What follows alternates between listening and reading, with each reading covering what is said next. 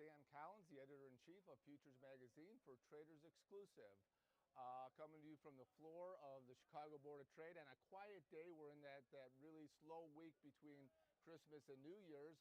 So it would be a good time to talk about maybe some New Year's resolutions with 2014 just around the corner. First thing is that 2014 holds the hope to be a really interesting year and a different year.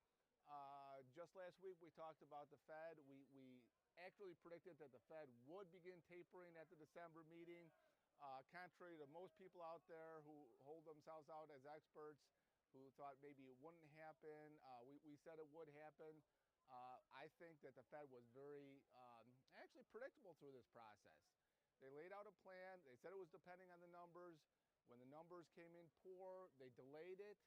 And when the numbers came in good, they started it. So I think that was somewhat predictable. And what's interesting about 2014 is that we're moving back towards that new normal, not a new normal, but maybe the old normal, where traders can start looking at economic reports and numbers and make a determination on what they think that's going to mean for the markets, rather than how that will affect Fed policy, which is a good thing. I think all sectors of the economy and the markets got hurt by this risk-on, risk-off trade. It's been bad for CTAs. It's been bad for money managers because they're dependent on trends. And, you know, a bit of news that with this risk-on, risk-off, and, you just a lot of choppy markets happened. My first resolution, going back to what we were talking about the Fed, do not listen to the experts, especially if they're coming from the banks. Often they're trying to shape opinion or put pressure on the Fed. If you follow what they say and listen, you can become your own expert. The second resolution, become your own expert. Like I said, a lot of the information out there is not good. A lot of the information coming out are from sources that have an ulterior motive. They may want to shape markets. So you need to learn about it, especially when we're talking about the Fed.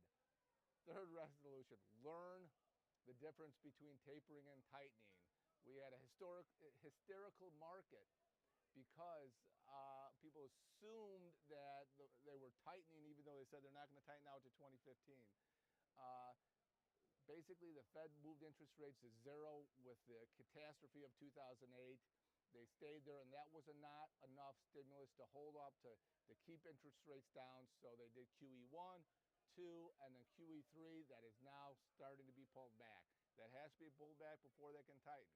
Now, what it does mean is that on a monetary, stimulus, we've reached the top, and it's going to be less, and eventually, hopefully, we'll start tightening. Zero interest rate policy is not it's not good for brokers. It's not good for retirees. It's not good for savers.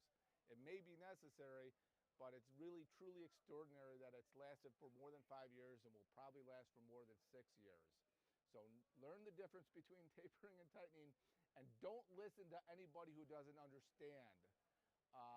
The next thing, and they're all, familiar, is, be careful of hysteria in the media. The hyperbole, whether it's the markets or politics, has really reached a crescendo, and I think that's affected the markets. I recall the government shutdown, and that meant that Republicans responsible, they're going to be the party out. 3 weeks later, the administration messes up the rollout of Obamacare. Now they're done. There are academics who say these things take 30 or 40 years. Don't listen to that hyperbole. Keep your eye on the market. Look at the fundamentals. Don't listen to sources that say the world is coming to an end. On the markets, a lot of bulls out there. There's a tendency when things look to be getting better, that's when you do have the drawdown. A lot of people think there's one more leg down in the market. Both could be right. Be prepared. Diversify your portfolio. That means an investment in managed futures that can do well if equity markets do bad. It also means having some sort of protection against a huge spike down. It only makes sense, and if you have exposure to equities, that's fine. Exposure within equities is not diversification. You need something that's trend following. You need something that can do well in a bad environment, which hopefully we won't have, but we certainly could have.